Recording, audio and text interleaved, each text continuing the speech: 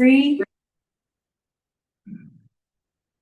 Good evening, everyone, and welcome to the regular council meeting for the preliminary budget discussions on operational and capital budget for the 2026 season, held on November 24th at the Town Council Chamber. So welcome everyone online and in chamber. I'd like to call the meeting to order at 5:15. And I would ask Councillor Rosachek to deliver the land acknowledgement, please. Hey, the town of Smoke Lake respectively acknowledges that we are situated on Treaty 6 territory, the traditional lands of First Nations and Métis people. Thank you. At this time, I'm going to ask for any I'm going to ask for any additions or deletions to the agenda. Going around the room? Oh. No. I would like to add the to closed session, which is under 6.1, CAO contract review. Would that be okay with all of council? What is the part? CAO? CAO contract review. I sent out an email earlier today, and the access for information is section 22, and Carly will correct me. CAO evaluations or privileged information. Okay, so at this time, I would like someone to move the agenda. I will be going counterclockwise. Deputy Mayor Kudlak has the motion to accept the agenda with the amendments and the addition to 6.1 closed session CAO contract review. All in favor? The motion is carried. Moving on to number 3.1 delegations. Mr. Rodney Boyko, CPA, consulting finance facilitator,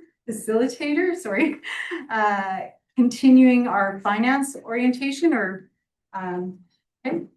And so, Mr. Boyko, the floor is yours. I hope I'm not saying your name incorrectly. No, absolutely. Please join us. Yeah. And we do have enough chairs. If the rest of the admins or employees would like to join us, we can move over so you're part of the discussions or feel welcomed or engaged. So I'd like to start at this time, Mr. Boyko, with some roundtable introductions.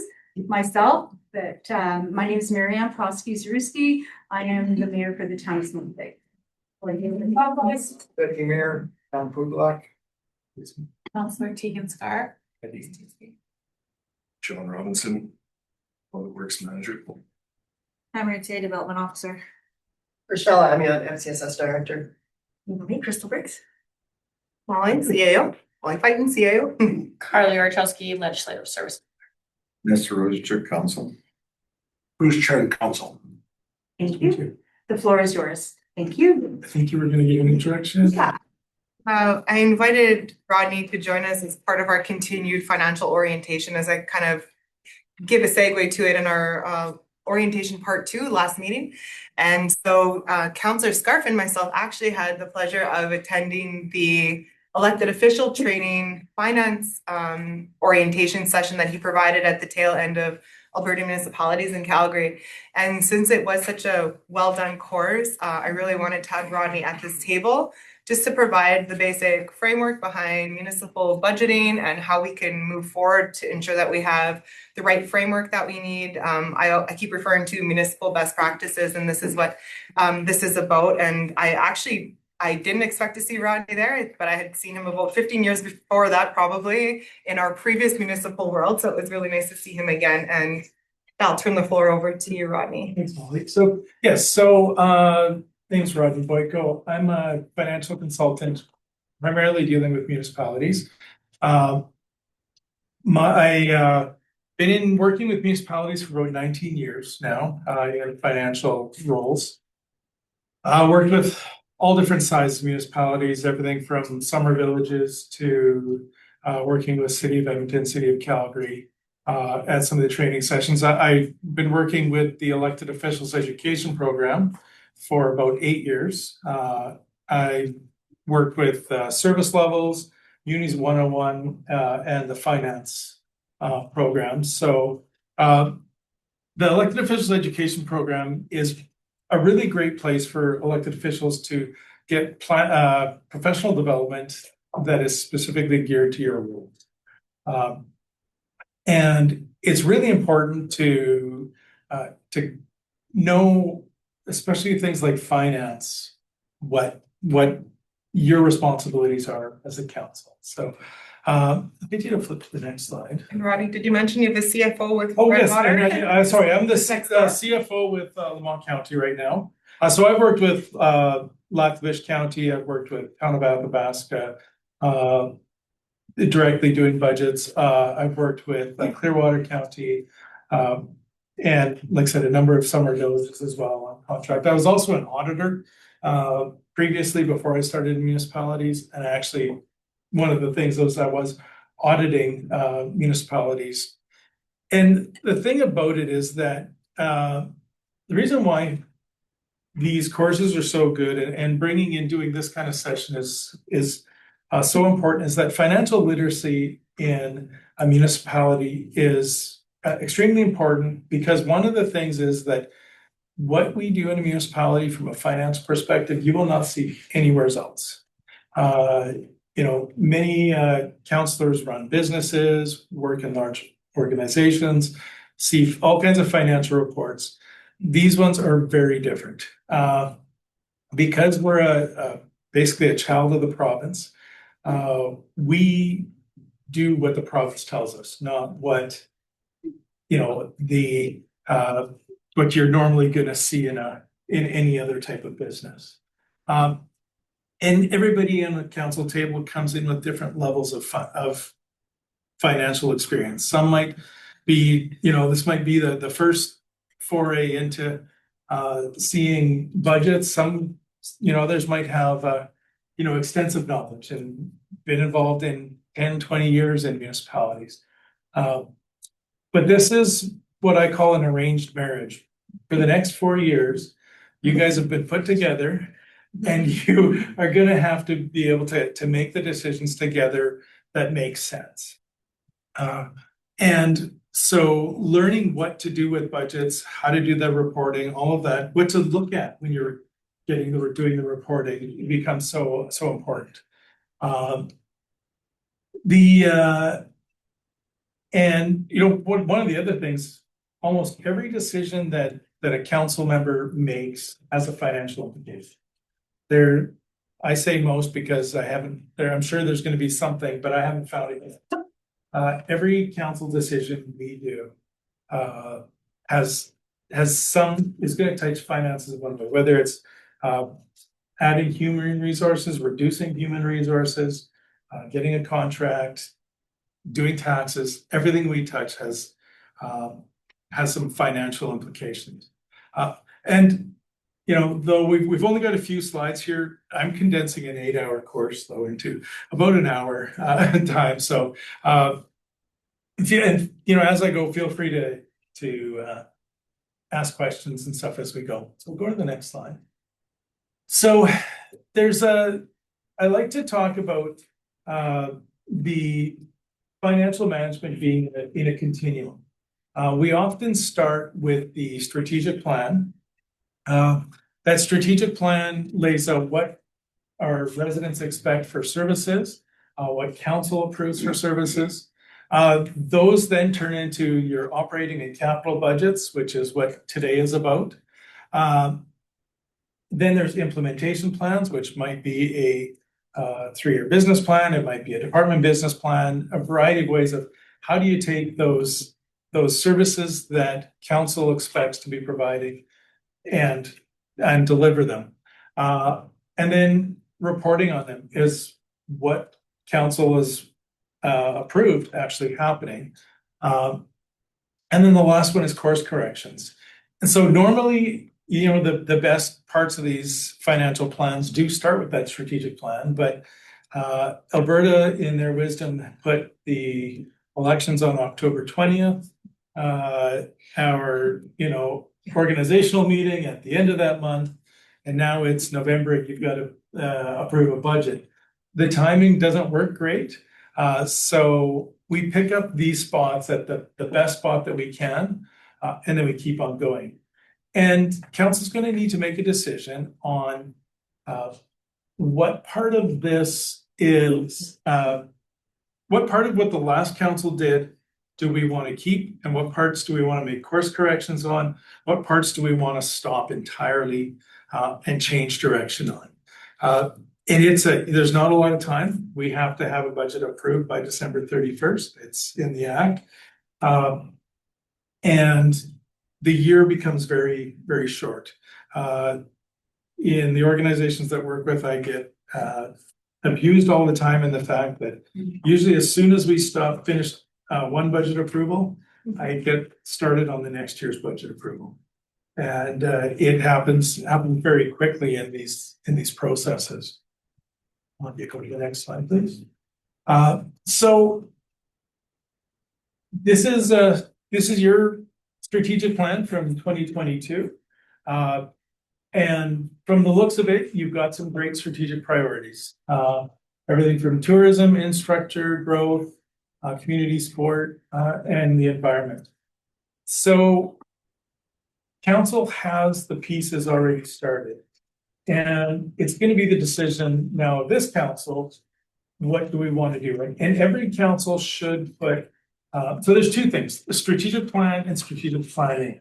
Strategic plan is something that you finish, you approve, you put on the shelf. Strategic planning is taking and going, what are we going to do with these strategic plans now? How are we going to make them living, breathing documents? And so this one's from 2022. I encourage that every year council starts looking at their strategic plan. And your strategic plan is not just those 5 things. You're going to have a list of probably 15, 20 strategic priorities.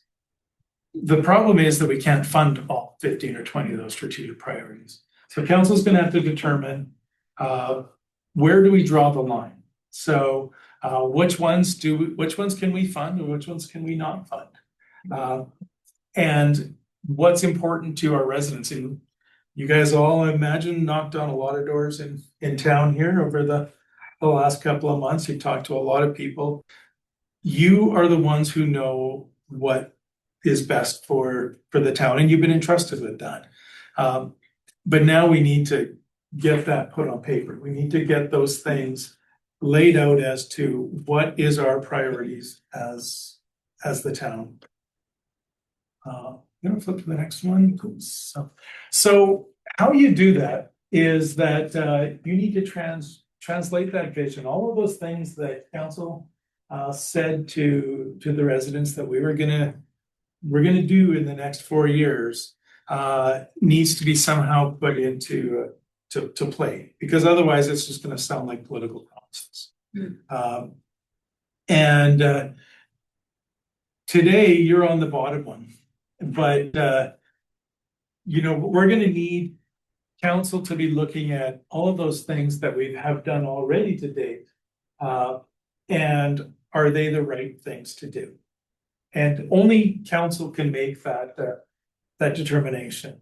And we're gonna look at things as a council and as your administration goes through budgeting to be able to say, does the strategic plan work?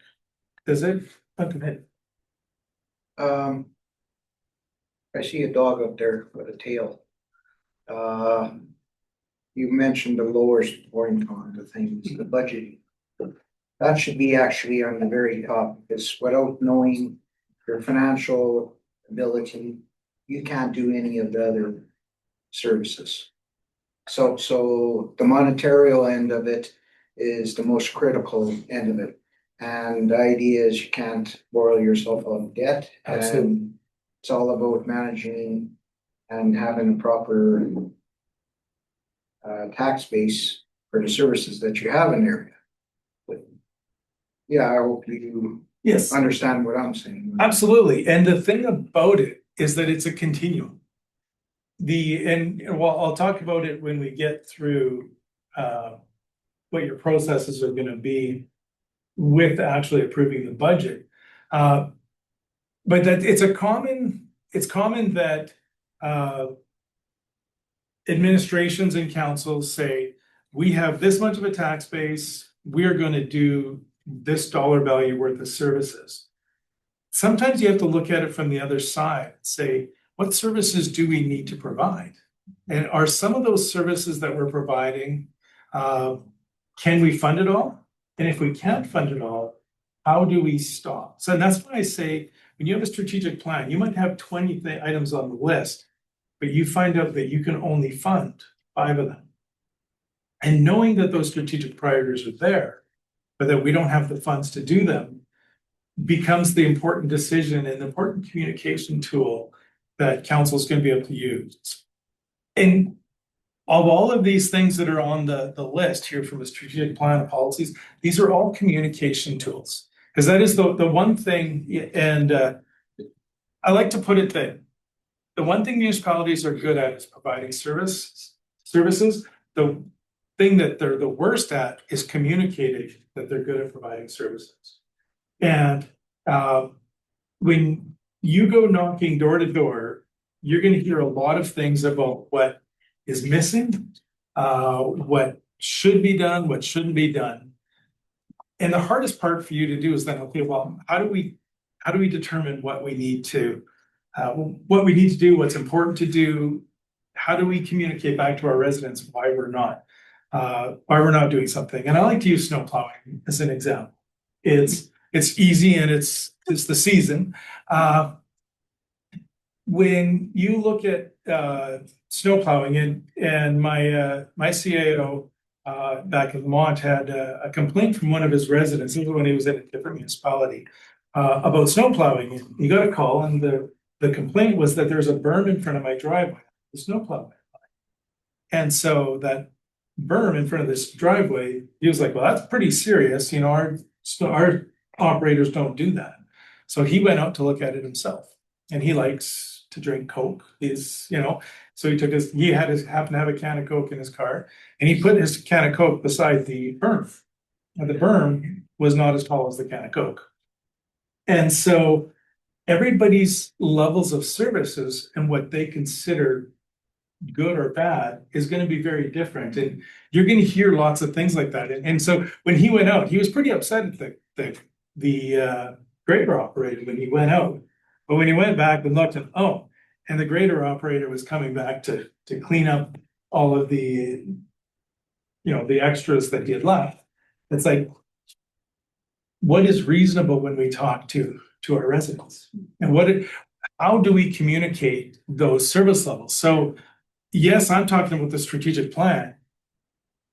Council is today here talking about budget, but what's those in-between pieces?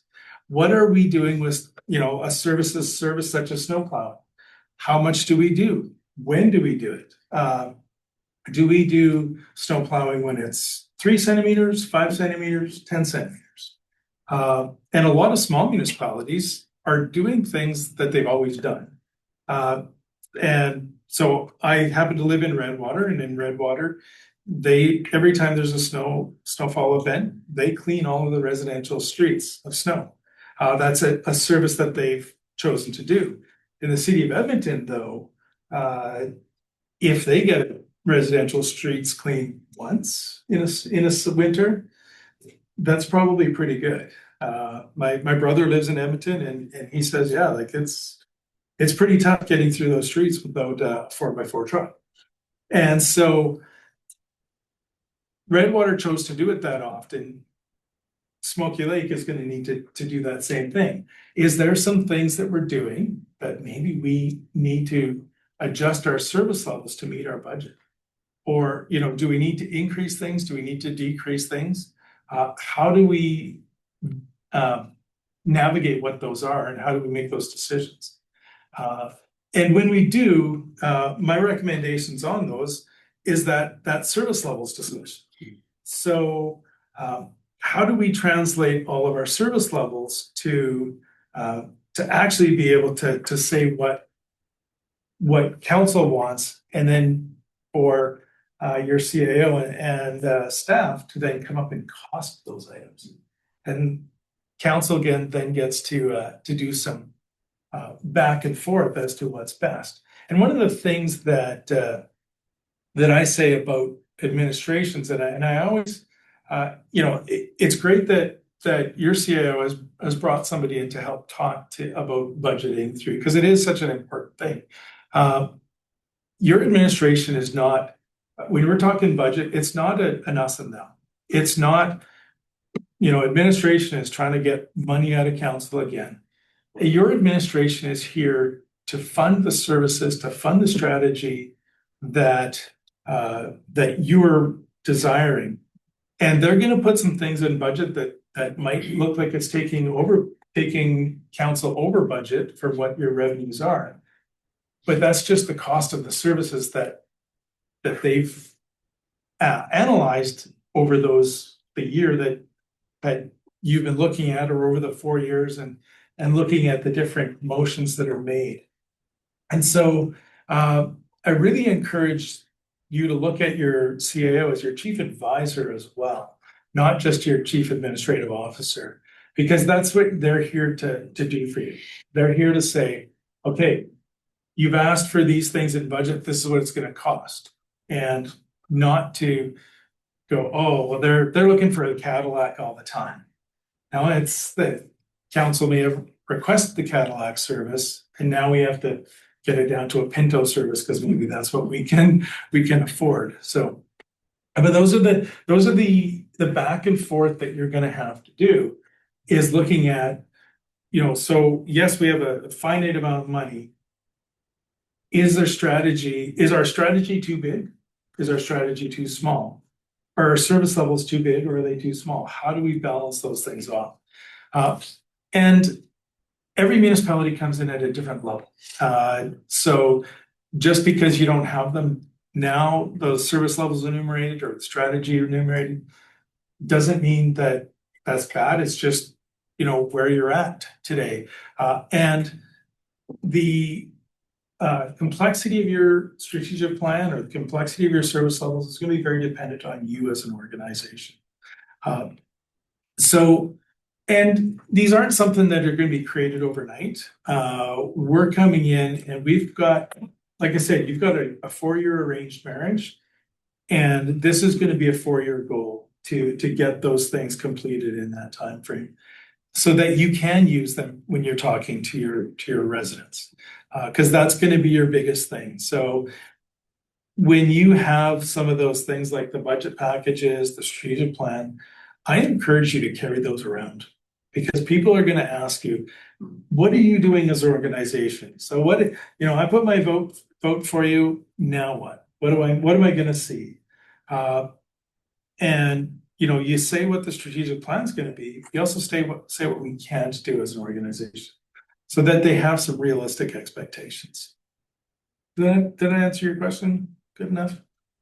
Close? We'll get through it. We'll come back to that. So what I really wanted to focus though on this is clear levels of service are something that is going to be very important for council to approve, so that administration knows what they're doing.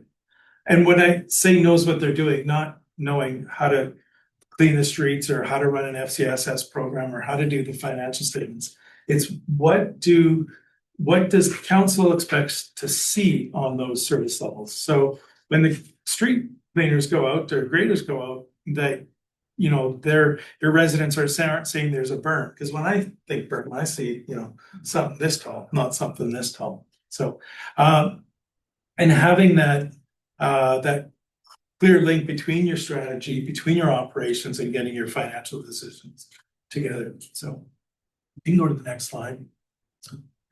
So now the part about what do you do as council members? So this is, and you've probably heard this in all the different orientations. There's saying keep staying in your own lane, or your sandbox, or whatever the buzzword is about this. But council is the direction setters, administration is the doers. And so the way council sets directions is through plans and policies. Because you're here for 4 hours, twice a month.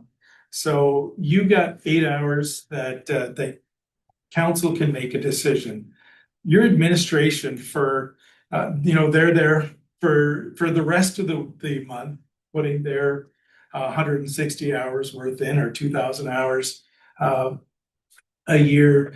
And when somebody comes to them with a question, all they have is policy to be able to put back to the residents. So when they say it's snowing, what are you going to do about it? Well, our snow plowing policy says that when snow on residential streets exceeds 5 centimeters, we will send the snow plow. Or, and the first place we're going to do is in front of the schools and the hospital. They don't have you to come to and go, hey, I got a resident call. What are we going to do about the snow plows? So having clear policy is going to be very important for your administration to be able to do their job and to be held accountable for doing their job. Because if the residents come and say, there's 3 centimeters of snow, what are you doing? Your public works goes, we don't do it till it's 5. Then they've got your backing because there's a council policy.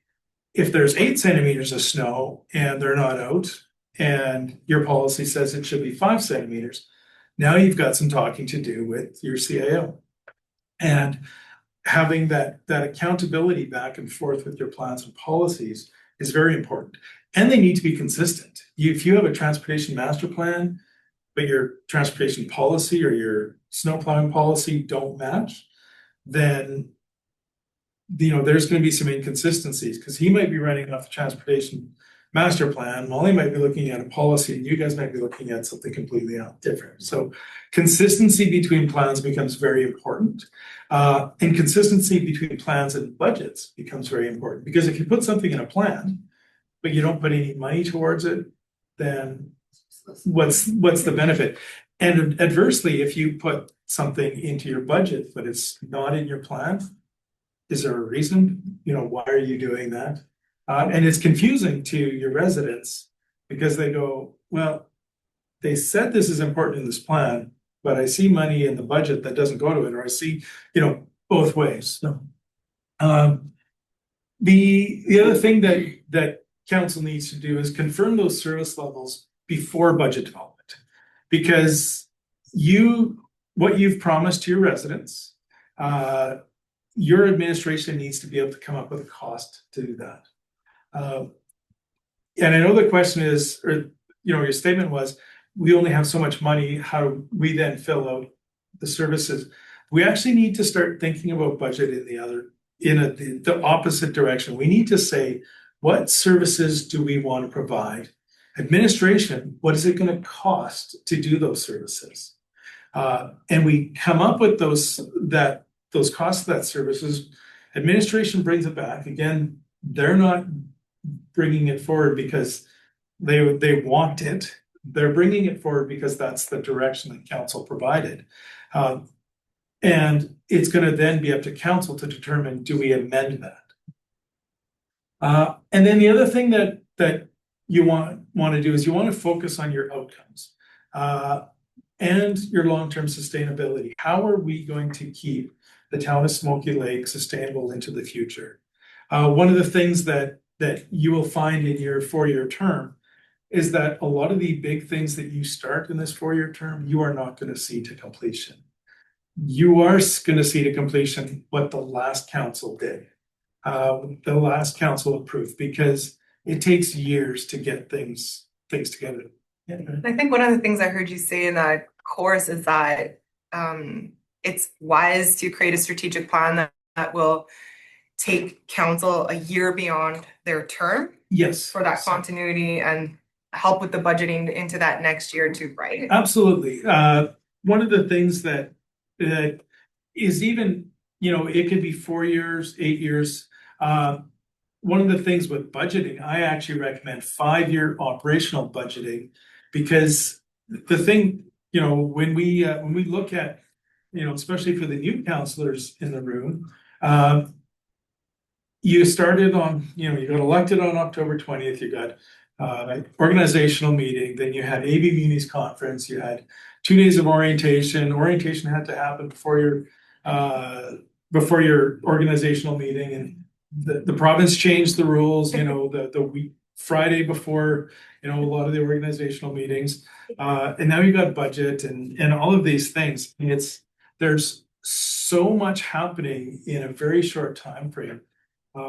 And, looking at going from, you got elected, a month ago, and now you're approving $1 million budgets. You're looking at, graders that cost $680,000 or snowplow trucks that cost probably $400,000 or $500,000.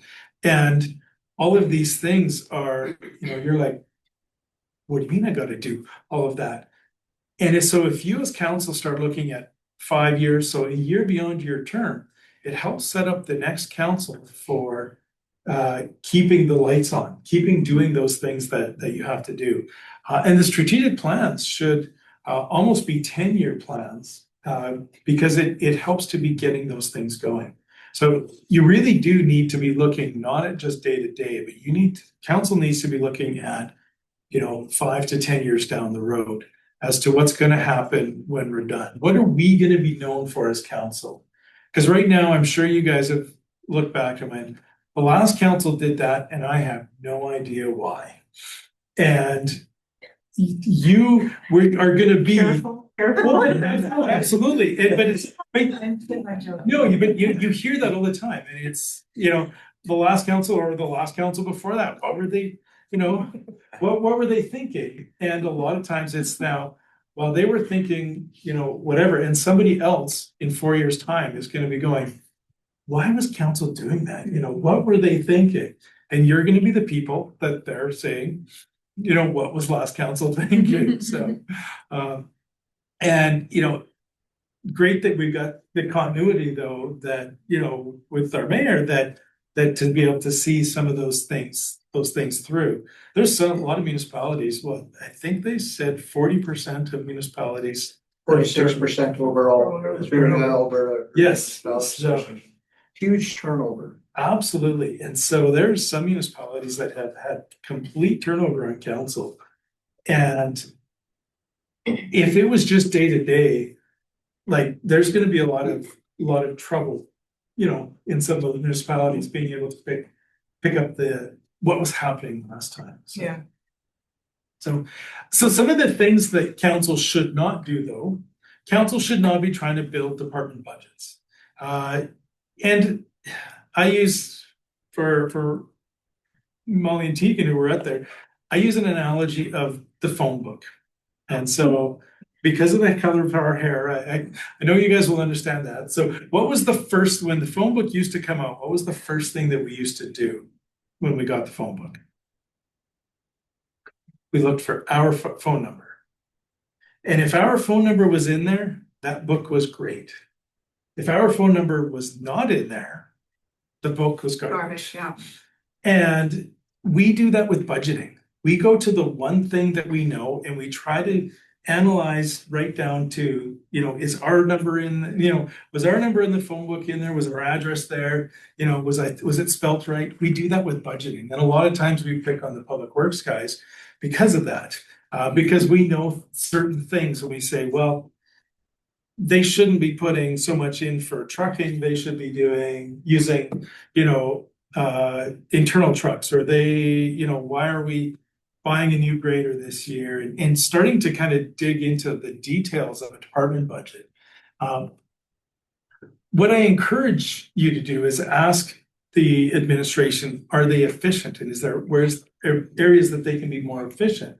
But don't be digging into it going, I want you to do these lines. I want you to pull out, contracted services, or I want you to pull out legal services or engineering. Ask what we can do to reduce those budgets if that's council's desire, and look at those outcomes. So again, you don't want to be directing staffing. You don't want to be saying, well, if we get rid of Joe and keep Bob and put Bill on half time, I hope there's no names. Nope, here. you're good so Okay, good. You know, that we're gonna do so much better. What you need to do is say, here's our service levels, what's it gonna take to provide those service levels? So those are the things that council needs to be doing, not directing that individual staffing. And it's easy to do because that's, you know, we see the details, we want to pick on those details. It's like picking on our number in the phone book. You know, we know that one detail, and we can often get pigeonholed into that. So, and so if council can stay to the strategic and the service levels of it, that helps with the integrity of that whole budgeting process. You can go to the next slide. And so when you look at that details, the one thing that I would like to have council know about is a concept called materiality. And you're going to hear that as the auditors come through. You're going to hear that it's a common accounting terminology. What materiality means is, does the absence or inclusion of an item change your decision? And so with a financial statement says, does the absence of something from those financial statements change your decision as a user of that financial statement?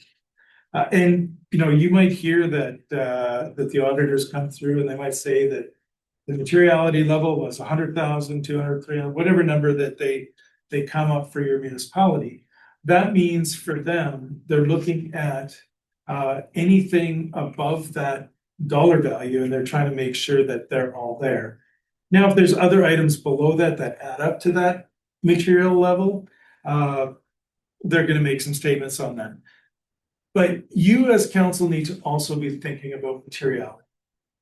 And so the things that you're looking at, are they a material level? I don't know, yeah, so on the bottom, so one of the things that's not material for council is line by line discussions. And the reason why I say line by line budgeting is not an effective use of time, because if we go through every single GL in the organization and try to analyze everything that's put into it, it's going to take weeks to do. And I've seen municipalities that have had line by line budgeting that was about, you know, budgets that were 6 inches thick. When I was with Lakeland County and they amalgamated with the town of Lac La Biche, I looked at their budget and they used to do line by line budgeting. And they had a page for every budget. And when I went to it, was, you know, I looked at a few things because we were amalgamating, and it said same as last year, plus 10%. And so I was like, wonder what, went to the last year's book to see what that said. And it said same as last year, plus 10%. Same as last year, plus. I was actually went through about 6 years of books, and I was never able to actually find out what was in the budget. It was just the same as last year, plus 10%. And so the reason why I say not to do line by line budgeting is because if your administration is putting that amount of paperwork together, getting it all together for you, they don't often have enough time to think about the program as a whole. So if you want to think about a snow plowing program, you go, what does it take to do snow plowing? Well, it takes an operator, it takes equipment. We have to have a place to put the snow. We have to make sure the environmental impact of that is fine. We got our salt, sand, all of those kind of things. And when you ask a question, what does it take to do snow plowing? Then you go, okay, here's the cost of a snow plowing program. It might cost 400,000, 500,000 a year. Yeah, okay, there we are. So now council doesn't have to think about, okay, well, maybe we should buy less sand, or maybe we should buy more salt. We say to our administration, can we cut that snow plowing program down to 400,000 from 500,000?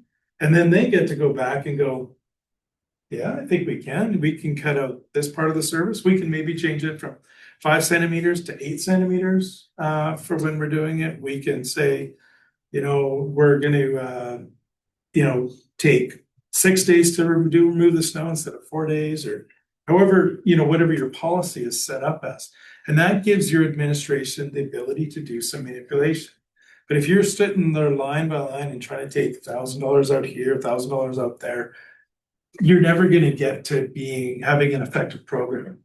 The other thing that can happen is that you can have $1,000 put in 10 different lines. And it's oh, that's only $1,000 here, it's only $1,000 there. But when you look at them all together, that's $10,000. And so when you're looking at the program itself, you can start looking at the bigger picture. So I encourage council to look at the bigger pictures, look at the programs as opposed to the line by line.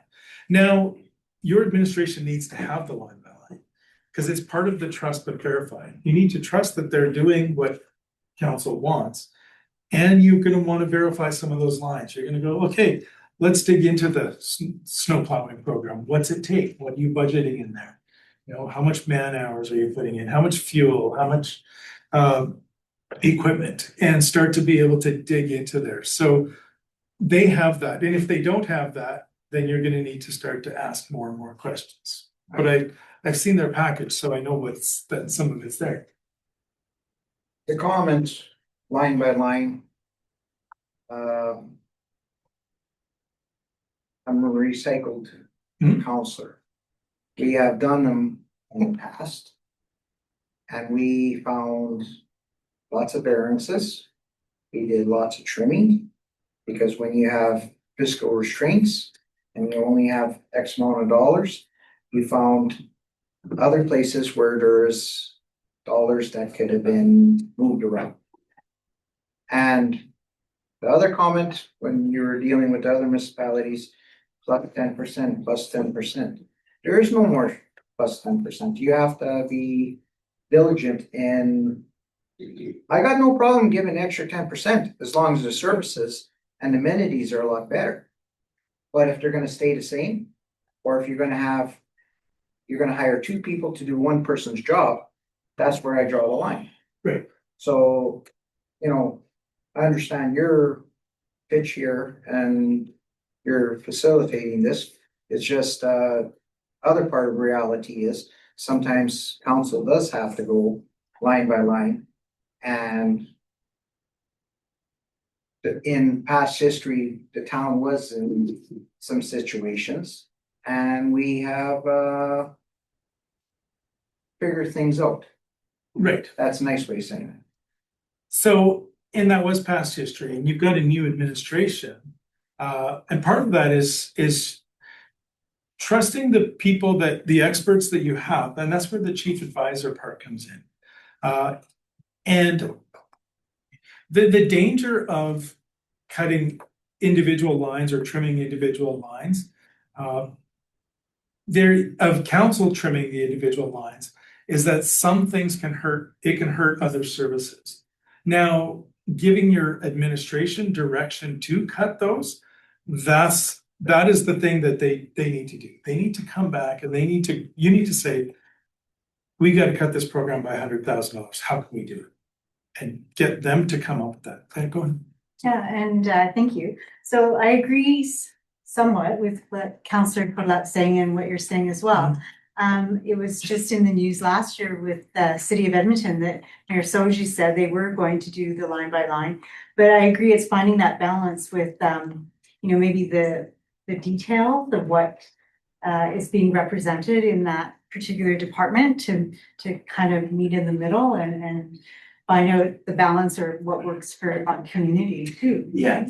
And it's the trust but verified part. So the verification needs to happen. And you know what? There is departments that you're going to want to go line by line. You're going to want to go, and there's nothing wrong with having council have that information, but use the people, and I say use and abuse, sorry. Use and abuse your CAO to be able to say, okay, we looked at this, how can we cut this? Because council time is very valuable.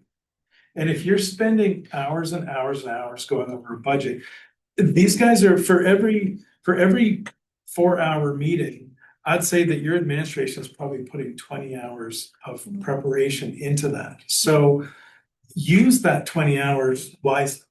Uh, Yeah, see, we look at this stuff just temporarily, right? And they're in the thick of it all the time. mhm, So I think what our CAO has to do to the council is say, what are your goals? What are your goals for me? She's got to ask us that question. mhm. And we're gonna say X, Y, and Z. And then she's got to figure out what is very doable, because everything's got something that's doable in there. So she's got to figure out what's doable. And then it can help us with the budget too. Yes. Everything is doable.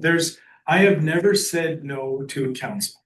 If council says we need to cut 10% of our budget, then absolutely, we can cut 10% of the budget. But what 10% of the services may go along with that. Or what, are we looking for 10% efficiency? Well, you're a pretty lean organization as it is. I think it's my job to advise council on the implications and sometimes unintended consequences of that Yes. direction, I guess. But there's always room for, There's the whole picture though. There's always room for improvement. Especially in government. In government, there's all kinds of efficiencies that can happen, big time. Yes. Yeah.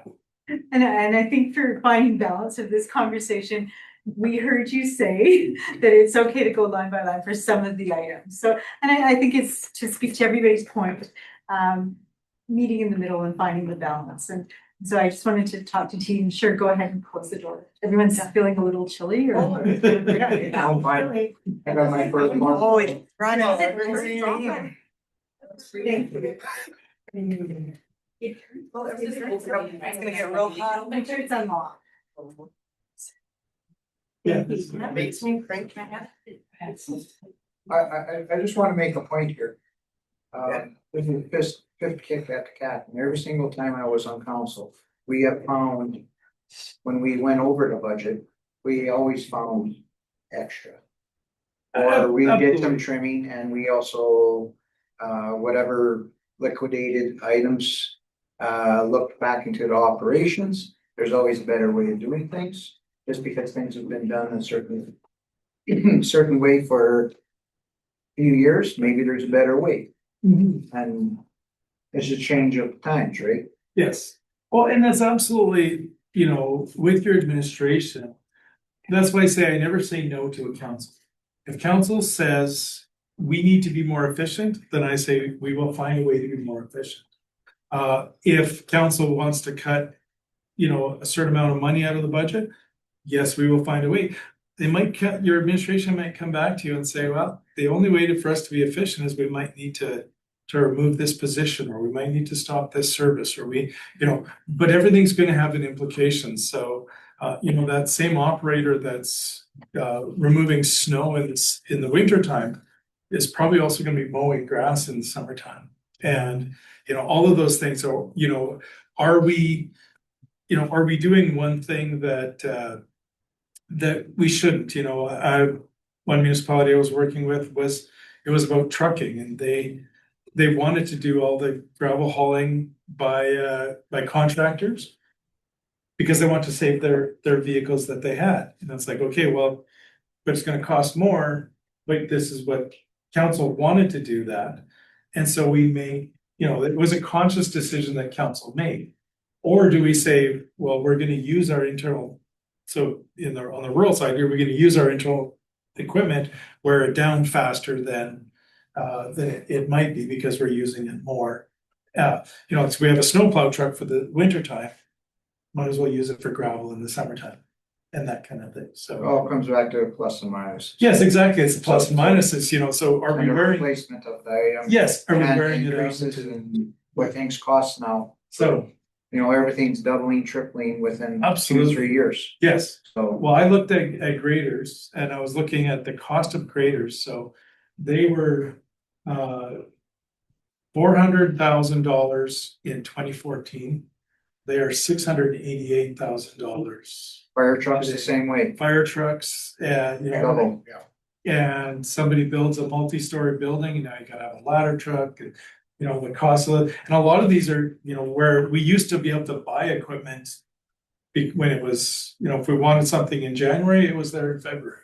Now, if we wanted it in January, we might get it next July. You know, like there's some of these things are 18 to 36 months for delivery of equipment. Things have changed quite significantly in that supply world. And that's why I say, use and abuse your administration. Have them come back to you with what is the best way to do what you want to do. And trust them. Like I said, they're not, your administration is not here to get more money in budget. They're here to fund your services. They're here to implement your services. Do what council wants done. Like, Rodney, could we also just say, could we just use our administration? Do we have to abuse at the same time? I would prefer to frame that differently. I was gonna ask you to use first and then Yeah. what's the recommendation? Move forward as a great team, so let's not abuse anybody. We're everything within the OH&S safety. It's subjective. So you can go to the next slide. So I kind of wanted to talk about interim budgets versus final budgets and the timing that council needs to go through. And when you look at this slide, we're in the November, December, we're in the second last item in the typical planning cycles. And so that's because the province has put our elections at the time that they have. So right now you're looking at deliberating and approving a budget, but you haven't looked at your strategic plan, you haven't done any public engagement, you haven't done any policy development. And so you now have a couple of decisions you need to make. You need to go, did the service levels and strategy of the last council, is it going to work for this year? Is there some things that we need to slow down with? And I try to use a stoplight analogy when I with council as to what we need to do with budgeting at this time of the year, because there's some things that you're going to need to green light because we've got to get it done. You might need to green light the snow plowing program because it's going to snow this week. There's some things that you want to be cautious with your administration, but you want to go out and get some bids for it. Because when you approve, I believe in approving a final budget in December with doing amendments in the spring when we get our tax assessments in. For us to go out and get bids on trucks, on equipment, projects, we need to get out ahead of all the other municipalities that are out there in the province. We've got, some 600 municipalities that we're competing against for projects. And so if we wait till April or May to start going out and bidding on them or getting bids on them, we're going to get the B and C teams for those contracting companies. We want to get the A teams and we want to get the best prices because they're going to be hungry. So if there's some things that you want, that you're going to green light them, you tell administration, yes, we're going to go ahead with these. And, even if there's adjustments in the spring, we're still going to do it. If there's things that are cautious that you go, well, let's get some bids, but let's not move ahead of it until we know our money. You can do that. And if there's some stuff that you at the last council, so sorry, not to slander the last council, but the last council did this and we do not want to do it. Those are the things that you're going to red light. And then you have those discussions again. But in the spring is when you get your assessment. The province at the end of February that's the deadline that the assessors must provide the information to them. They audit it, they come back to us, and then council gets to set the tax rate. But if we go back to that discussion we had earlier of, we know what our strategic plan is, we know what our service levels are, we know what they're going to cost, then it's a lot easier for us to do our budget development when you ask your administration to do that. So now we're here in November. You might have to go backwards and do some abbreviated work on that, or you might say, the last council knew what they were doing. They had a good strategic plan. They had good service levels, so we're just gonna continue it on. And we're gonna start for 2027 to do this process again. And, you know, being that your strategic plan is from 2022, you're definitely gonna wanna be looking at that. You're gonna be wanting to get out and talk to your residents again. You've talked to them already. They've made some decisions in voting, each of you in as council members.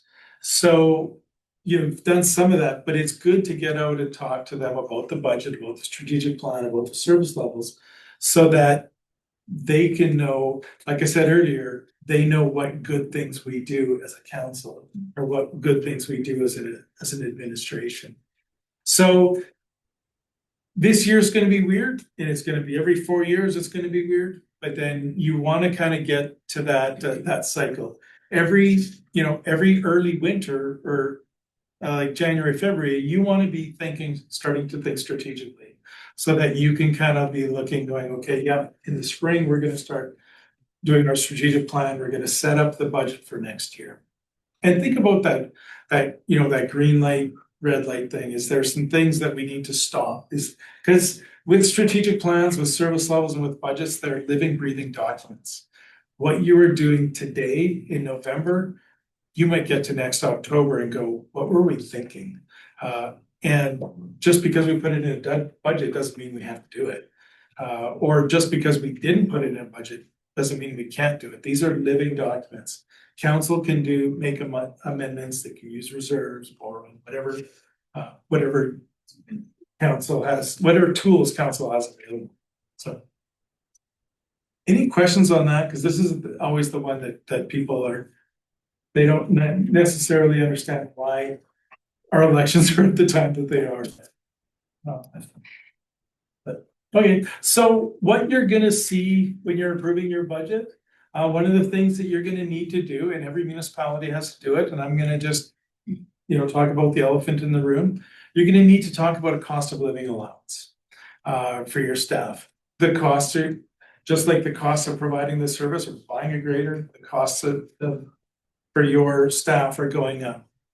I recommend that with a budget that you go in and out of closed session on a variety of items and talk about this. And it's not that you're trying to hide anything from the town, but you are trying to protect the staff from hearing concerns, or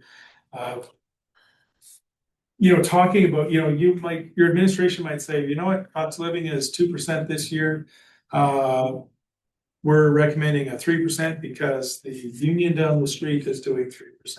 And we don't want to lose them. Or the plant over in this area is doing a 4%, but we can't afford 4%. So, and then it gives you the opportunity in closed session to be able to have some of those discussions freely.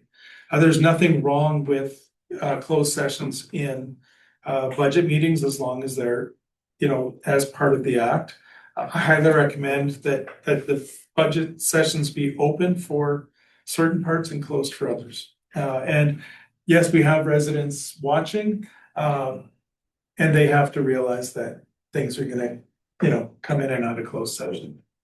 But you have also realized in social media and news, there's a lot of, even with the strikes, the settlements, a lot of people are actually not even meeting the inflation rate. Yes, well, and your Is decision that- needs to be an yeah. open session, but Advantage of them going on them, actually, we went backwards, because if they would have settled for just a regular cost of living inflation rate, it would have been dollars ahead, and actually stepped backwards. yeah, and that's the important of discussing some of those things in closed session. Because you can have those discussions without harming the reputation of your organization or your employees. So go use closed session appropriately, but don't be afraid to use it as well. So there are a lot of things that you're going to talk about. You might talk about some, purchasing about certain things, and you don't necessarily want to give out your bargaining position. If we say we're Well, we're putting in budget for 3 pickup trucks and we think that they're gonna be $30,000 from the guy down the street. But he's actually got them listed for $20,000. And he looks at your budget and goes, oh, well, they budgeted for 30,000, so, let's put that. So there's some things that you're gonna need to go in and out of closed session. So don't be afraid to use it. It's totally allowable within the access to information and the pop down regulations. I don't really know the section numbers right now. The FOIP used to be better at, so but FOIP is not really the new rules, and FOIP are not that different. So one of the things you're gonna have to balance is that with everything that we do, we're either gonna have to contract somebody to do it, or we're gonna have to hire somebody to do it. That's what we do for services. You could hire somebody to pick up the garbage, or you can hire a company to come and pick up the garbage for you. You can hire a water operator, or you can hire a company to come in and be your water. It's really the only balances the only things that you can do it. Now, if you're comparing yourself to somebody else, so maybe you want to compare yourself to the town Redwater. You can't just look at your staff levels to their staff levels. You have to look at staff plus contracted of your organization and staff plus contracted of their organization. Because those are the two things that are balanced and balance it off. So the other thing you're going to do, you're going to review the base budget and verify that the services are appropriately funded. And that comes back to your question about line by line. What services do we want to do? And how are we going to pay for them? Do we want to, go back to garbage pickup? We're doing garbage pickup. Do we want to charge them for the full cost of garbage pickup, or do we want to subsidize it with taxes? Do we want to have user fees for our rec center, or do we want it to be free for everything? Those are the things that you're going to have to look at as council and make those determinations. You're going to review and approve enhancements to the operating budget. So I recommend when your administration presents a budget that they present a base as to what those services that were approved in the previous year, and then any enhancements that they come up with, what's the cost of those enhancements? And that's the way that they are presenting your budget. What it does is you're able to go, they're not hiding new enhancements in the old budget. And that's part of the things that you would have seen in the line by line before that you found is like, well, they hid stuff in there. They added stuff. If you do the budget this way, you're not hiding things. You're going, it cost us this much to keep the lights on before, and this is what this is what we're putting in for now. You're going to review and approve the capital projects, and then you're going to look at your tax rates and your user fees, and see how you can balance it. And if you find that you can't balance your budget because the costs are too high, then you need to look at, do we raise taxes or do we cut services? There's really only those options. Or do we raise user fees or look for other funding sources? Maybe it might be a local improvement levy for a project, a capital project, or there might be a business improvement levy or business taxes, all of the other options. So one of the things that we need to do now, 10 years ago in municipalities, is just assessment would go up, tax rates would go up. We just had money to do things. That's not happening anymore. The economy's down, rates are going down, the province is downloading more on top of us. So we have to start getting more and more fiscally responsible and more innovative when we're looking at what we're doing. We have to go out there and look at, do we charge full costs on water or not? Do we, how do we increase those? How do we move stuff off of property taxes to get into users? That's happening more and more in municipalities across the province. Go to the next slide. So kind of back to the circle that we had. So once you get through all of those strategic planning steps and the budgeting step, your administration is then gonna be putting business plans together. And it helps to have department business plans to be able to address those individual needs of the organization. You might have a service that you get a lot of complaints about. Then those are the ones you want to start putting together those detailed plans about. You want to get them because then your administration can report back to you on those department plans and what we've done, what we've missed. And you're not going to be able, your administration is not going to be able to achieve everything that you've set out for them. Because one, they're not perfect. And two, things are going to change throughout the year and they get overloaded. So don't expect perfection, expect excellence. And that's what you should be tasking your administration to do. And if there's some things that they come to you with and say, you know what, we budgeted for this snowplow truck, we couldn't get it this year. The old one broke down 3 times and we weren't able to meet those service levels. Understand that those things are going to happen and fix them then next year. Go, okay, do we need to get a spare truck or do we need to change our residents' expectations or communicate why? And the one thing that your residents will appreciate is the communication of what's happening. Like I said, that's the one thing we all as municipalities do very poorly is communicate. And it's the one thing that can help our jobs, whether it's job as council or that's a job as administration to go on this one. And then I think there's one. So yes, so on those reporting, I encourage that what council should be expecting to see is a full set of financial statements that you, just like you would normally see with your audit. You want to be able to see, and we rename these as accountants just because it helps us stay employed.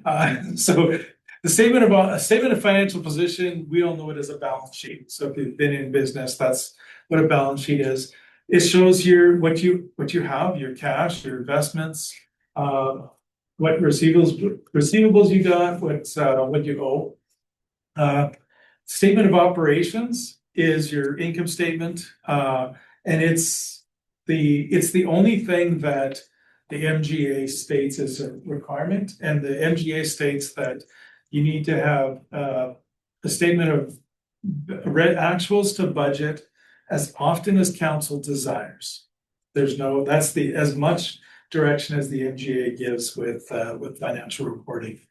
But that's not really enough to really communicate everything that's going on. You should also have a capital report because your capital projects don't show on the statement of operations or the statement of financial position in a way that is very clear to you. And you can spend hundreds of thousands of dollars in a day on capital projects. So you should be getting a clear report on what capital projects we got, what's our status of them. And with those things like the statement of operations and the capital report, it's not just, you don't want to just see the numbers, you want to have a little bit of analysis that's in there. So Why did you do it that way? When we were talking with the auditors and then some of the projects, the venture dollars, that's not really worked into the end result at the very end of your plus and minuses. And then you find out, well, yeah, we got all this money. Actually, we don't have this money because we have to pay the bills on the other ones. So I really have a problem with the way I do as well. municipalities do their books. I do as well, because it doesn't make sense from any other industry. But that's why I say with some of these things, you need to have reports. So the goal of all of this should be that council knows what questions to ask or how to ask good questions about the finances. Because going back to the first slide, this is different from any other municipality or any other type of business you're going to have. Alberta has come up with a different set of rules, and we're governed by the public sector accounting And they're trying to make our financial statements fit in with the way the rest of the world does. But we're not different. We're not here to make a profit. No municipality is there to make a profit. The goal of every municipality is to provide services to our residents. And so how we provide those services to our residents and how we then fund and report on those is what council needs to be able to pull out of these financial statements. And so what I like to see with that, like I said, the operations, you have an operating budget, you're gonna see that detail here in a bit. You're gonna see it's gonna have a line budget, it might be telephones, and you go, we budgeted $3,000 for telephones, we only spent $1,800 this year. Why? You know, have some of those, might have a capital project, might say we're gonna pave this road. And it's gonna cost $1 million. And, you know, then having a description as to what happened to it. How are we funding it? Where did we get the money from it? Are we doing a local improvement levy? Are we doing a debenture? Are we doing it out of taxes?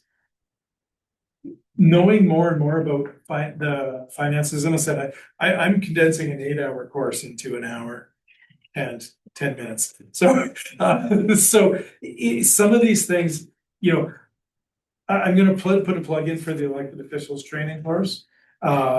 We go into a lot more detail of things, and it's really good for council members. I've had people come to that for the last 8 years, and they've taken different courses, you know, 3 or 4 times, and they say there's something new that comes every time they take the course. Because you're able to network with some of your other like municipalities, or, you know, even others, you know, going to, you know, the rural convention to be with those people, because they do things just slightly different and getting good information. So, so getting those, some of the things that's not effective, and this is going back to the old days, this used to be very common of council just looking at check registers and credit card statements. While there's some good detailed information in there, you're not getting the whole picture.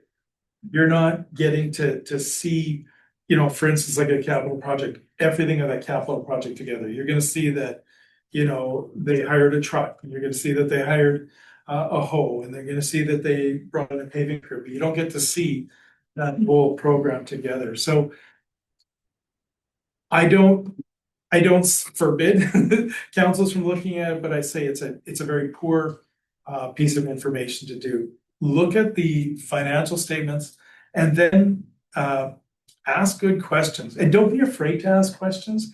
Just because you don't understand it doesn't mean that everybody else does. I've had council members, so when at the last elections, lawyer Michael Sullivan and I were doing the Munis 101 courses, and we went from Edmonton to Whitecourt to Grand Prairie and Peace River.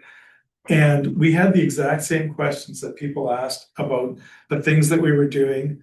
And they were asking him with the same question, the same places in the presentation. And we were using examples from 8 years previously from Ontario. And people were saying, well, how come you're using our example? Not everybody's going through this. Everybody goes through all these pieces at different times. So asking good questions, and your administration is here to answer those questions for you. They're not hiding anything. They're just bringing the information that it takes to do your goals and your strategy. So I think that's the last slide. So yeah, so that's the last slide. So I hope I was able to you know, get some of the budgeting parts together. Is there some things that I missed that you would like me to expand on? I don't want to take all of your budget meeting here as well away. So Does anyone have any questions? And so I'm going to open it up in just in case. So this is for council and any from admin or staff. Any questions for Rodney? No, not at this time. I'd love for him, he's able to stick around just a little bit as we talk through some of our operational and capital discussions. So if council's willing to use him, he's a fantastic resource to just help address. Everybody's thoughts? Okay, so having said that, putting it out, I'm doing a time check. We're at 6:30, and so does anyone need a quick break? You feel that you're warming up a bit or, okay, anyone? Do you want a 2-minute recess or is it? Sure, 2 minutes. 2 minutes, sure. 2 minutes. I mean, It's just gonna be at the tire shop. hang on, hold on. Okay, hold on, I'd like to call the recess for 2 minutes at 6:35. Sorry. I'd like to call the meeting back to order at 6:37. Thank you.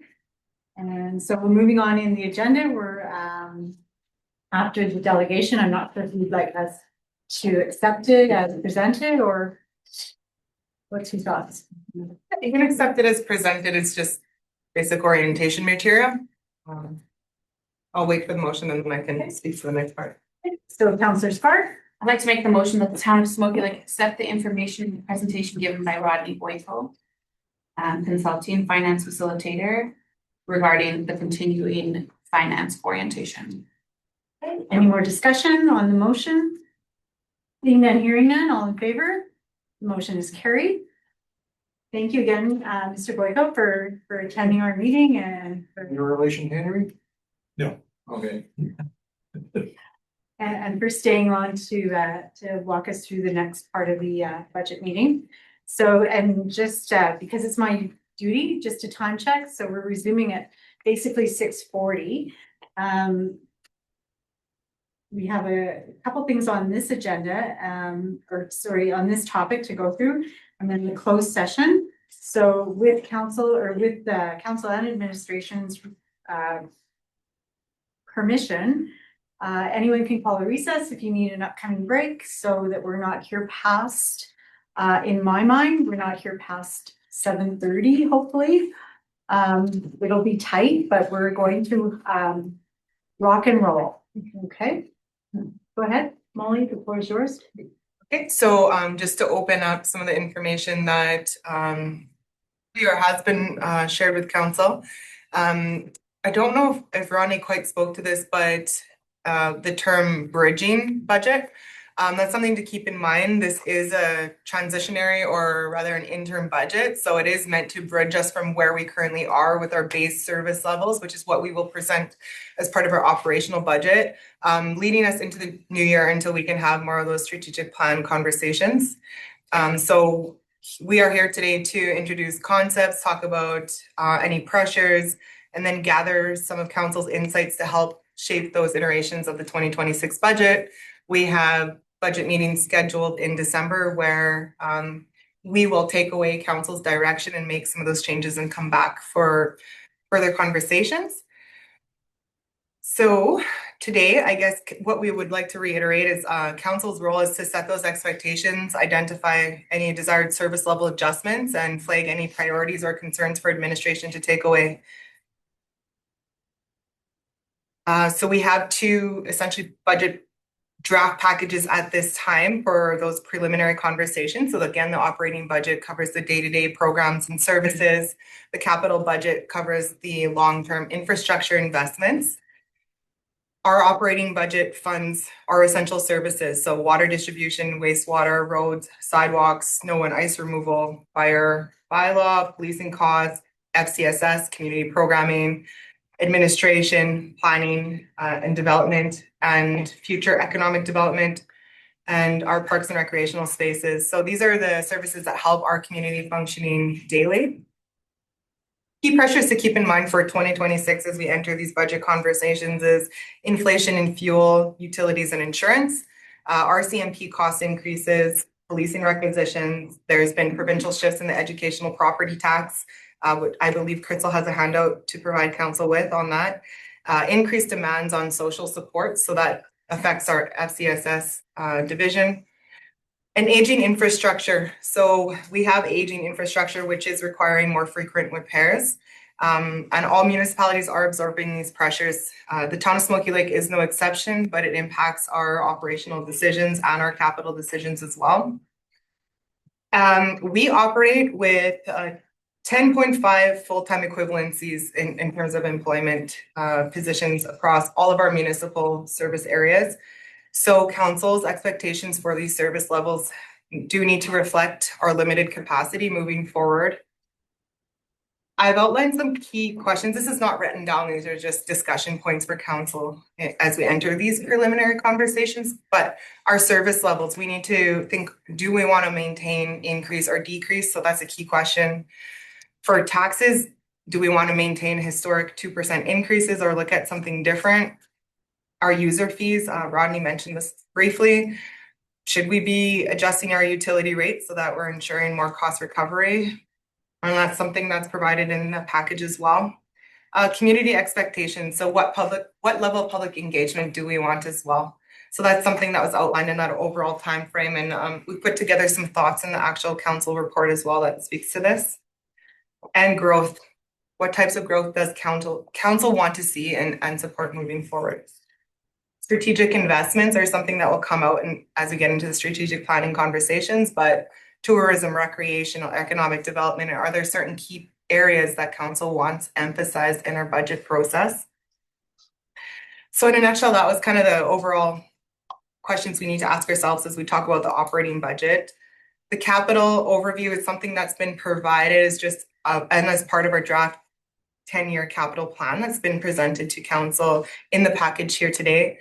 But that identifies a lot of our infrastructure that needs repair, replacement, or expansion. So a lot of our 2026 plan does focus on the water, wastewater, and gas, of course, but many of these are critical and aging. So that is something to keep in mind as we go through the supplemental information document we've provided. So at this time, oh, sorry, go ahead. So what I'd like to say, just because we have a blend of his words, not mine, recycled, returning and some new, and just as a good refresher based on what Rodney had presented us, mentioned that admin would present us with base service levels. Yes. So do we have something like that that we can look at this time? Crystal will pass out. And as it is exactly that, it's a base level budget. Yeah. So then the second part to the question is, as per Rodney's presentation, there are some master plans per departments, not necessarily the department plan that we want to stay away from, but an overall, do we have a public works master plan or? So we have the updated draft 10-year capital plan. So that guides our capital budget planning conversations. And not to ever pick on public works, I'm just saying in general, are we missing, so we're gonna get a handout or? So the draft 10-year capital plan, We have that, yeah. We and have that that. was the binder that was prepared. What you got in your, Thank yes, you. please, again, the whole package. And that would have been, the package that Crystal's gonna present right now is what was sent out by email already as well, so we'll distribute those as well. So in the binders previously, it was the current 10-year plan, and what we've done is we've updated the draft 10-year capital plan to reflect. We've already got that, we don't, just you do. Oh, You got a printout already, maybe? Yeah. yeah, sorry. My mistake. That Mayor, may I suggest at this time that we would enter the potential closed session? Or do you want, it's just, these documents have not been released publicly yet. I think we should. Okay, so going around the room, are we all in favor that someone, Councilor Rosacek will? Do you have a ATIA for me? Section 29, advice from officials. Okay, so based on the recommendation from CEO Fighton, at this time, Councilor Rosacek is nodding and he agrees that he'll make a motion to move into closed session at 6:46 p.m. Action finding. Okay. Any further discussion to that? All in favor? Motion is carried. Okay, forgot where we were in the rotation. Councilor Chern has a motion to come out of session at 8:22 p.m. Yes. Okay. All in favor? The motion is carried. Couple of motions will be coming out of the presentation. So first of all, we will be accepting the presentation, or we already did that. You can have that motion, okay? So the first motion, to bring back the Councillor Chern will have a motion regarding the greater information. And the motion would be to include to the December 3rd capital budget meeting, a cost analysis for expenses of maintenance and parts from the year 2024 and 2025 to be presented. And the current Average hours we use it per month in the winter and total hours on the machine. so 3 things in the motion: cost analysis, current hours, and average use. Or you could do an annual average hour use. How does that sound? Okay, Carly's gonna wordsmith it. Any more discussion? Voting on the motion, all in favor, the motion is carried. Thank you, John, if you don't mind to get that for us. So then the second motion would be then to I will have a motion to direct administration to prepare a water reservoir final report based on financial information from grant, debenture, borrowing bylaw, and levy preparation to be presented in the second meeting of January 2026, which I believe is January 27th. I don't think I missed any components to that, but we're looking at, and then for a wider discussion, this could still be part of the motion to take place of what, or 2 separate motions, whatever you decide, that there would be some discussion for the old reservoir to repurpose or some background information to be provided to council regarding the last cleaning and its life cycle. Just the state it's in. Yeah, if it can be repurposed. Okay. And if that's something that John cannot do, then he can advise us at that time. We have to contract that.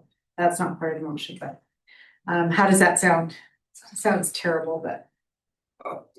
Well, I guess I can put it in the report, but just a high level description. The old reservoirs still connecting to our system. There's bypass lines that were used to keep everything live during the transition.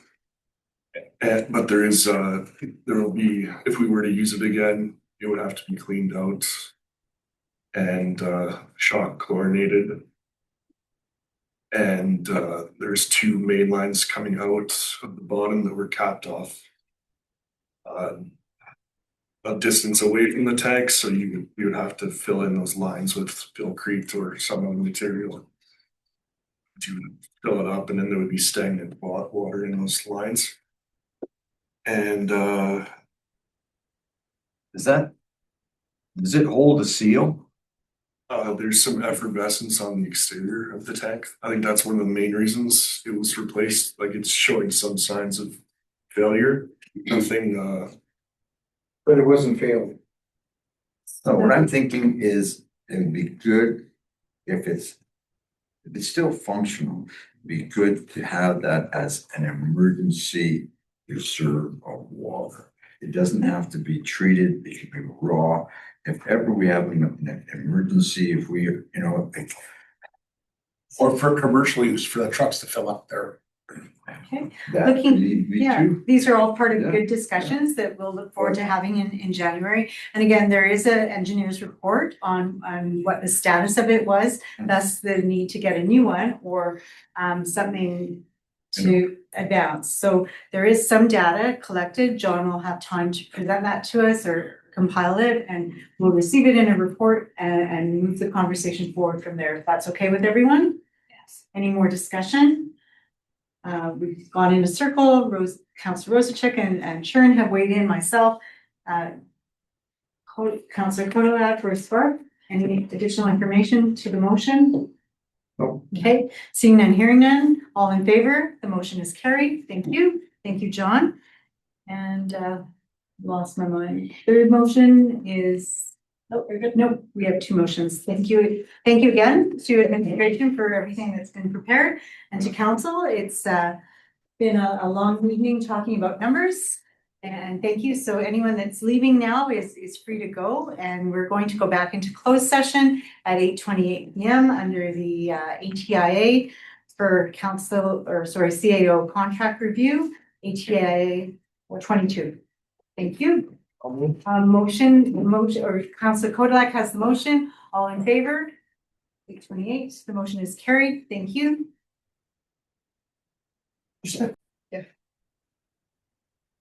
Okay, so Councilor Kodalak, a motion to come out of closed session at 9:23. Okay, all in favor? Voting. Councilor Scarf.